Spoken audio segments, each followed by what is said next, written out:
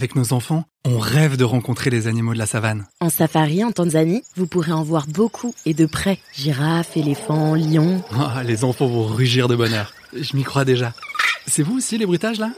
Avec Marco Vasco, ne rêvez plus. Vivez votre voyage l'esprit libre. On s'occupe de tout. Génial ! Avec ma femme, on voudrait aussi en profiter pour se relaxer. Alors direction Zanzibar après le safari pour découvrir la douceur de ces plages de sable fin. Je vous organise même une sortie en mer. Vous savez vraiment vous occuper de nous. Rendez-vous sur marcovasco.fr pour imaginer votre prochain voyage sur mesure. Les podcasts du Figaro.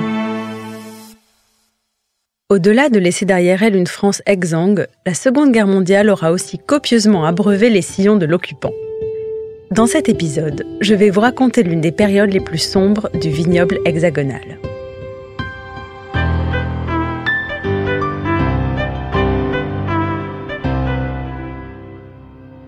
Un bon Allemand, à défaut d'aimer les Français, aime au moins boire le vin français, professait Goethe dès le début du XIXe siècle. L'histoire lui donnera raison. 100 ans plus tard, en mai 1940, la France tombait sous l'occupation nazie. Presque aussitôt, l'administration allemande désigne des guides du vin, les Weinführer, chargés d'envahir les vignobles de Bordeaux, de Bourgogne, de Champagne et de Cognac, afin de faire main basse sur le plus précieux trésor de France. Peu à peu, s'organise une spoliation du vignoble français qui engendre pour la population une pénurie sans précédent. De la piquette au grand cru, cet élément central de la vie quotidienne devient alors brutalement rationné.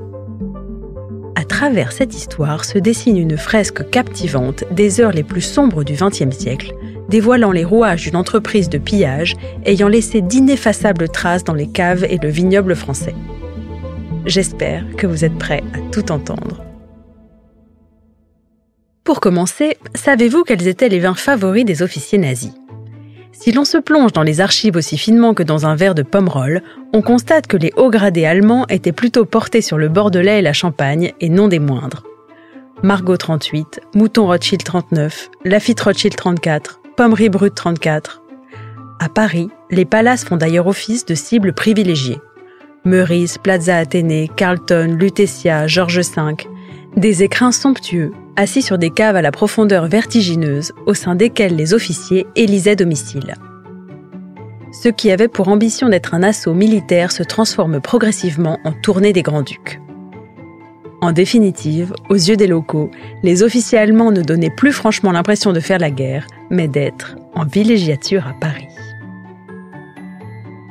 En fait, derrière ce constat se cache une histoire un peu plus compliquée. Car il serait trop commode de s'en tenir à un démontage en règle de la machine nazie. Parce que du côté de nos concitoyens, les choses ne sont pas non plus très reluisantes. Les écrits de l'époque dénoncent en effet l'avidité des mœurs, certains individus basculant immédiatement dans le plus crasse des opportunismes. En fait, en Charente, en Champagne ou dans toute la côte bourguignonne, l'arrivée des Allemands aiguise les appétits. S'ensuivront des années de rapt, de petites magouilles et de somptueux banquets, et ce, des deux côtés de la barrière. J'imagine que vous voyez bien le tableau et que vous brûlez de connaître la suite. Patience, elle vaut son pesant d'or au marché noir. En juin 1944, les troupes allemandes sont au plus mal. Le débarquement des Alliés les pousse à prendre la tangente, ce qui en ravit certains, pour en meurtrir d'autres. Les Allemands paraissaient bien être là pour au moins 30 ans. Leur défaite est donc pour beaucoup une cruelle désillusion, puisqu'ils auront tenu seulement 4 ans. 4 années durant lesquelles le vin s'est vendu, et même très bien vendu, sans doute trop. Avec pour conséquence une débandade collective qui fait entrer le monde viticole dans l'ère du doute, des stocks épuisés et la menace d'une surproduction soudain caduque. Une victoire en clair-obscur, donc, qui reste encore aujourd'hui gravée dans la mémoire des domaines, de Bordeaux au Midi, en passant par Cognac, Reims, Épernay et même Beaune. Voilà un drame qui aura certes sauvé les vignes et les vins de France, mais je vous laisse le soin d'évaluer le coût du déshonneur.